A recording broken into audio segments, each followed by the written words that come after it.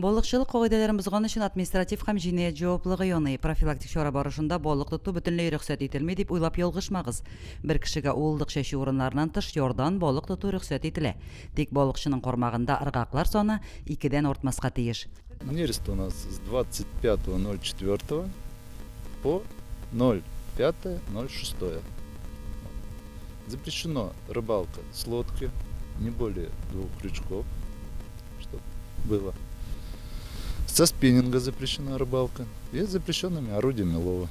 Операция вакытында болыкны көймәләрдә тоту да тыела. Бу режимны бозган өчен көймәне конфискацияләү белән 2000 алып 5000 сумга кадәр штрафлар билгеләнергә мөмкин. Былтыр 2 райондашыбыз шундый төр җәза алган иде. Ловлю, наверное, с 6 лет, если не так. И вот.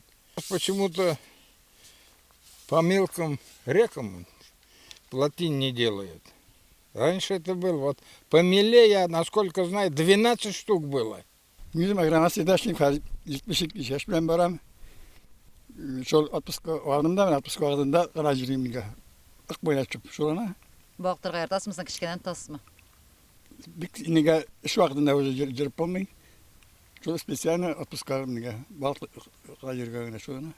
Ык, Колмыя, Мәллә елгалары, буа күлләр болыкларга бай. Ләкин аларда кызыл китапка кертелгән төрләре дә бар. Мөсим районында тобан, карп, корбан балыгы, судак, шуртаннар күп. Тик улдык чәчү вакытында аларны да күпләп тоту тыела.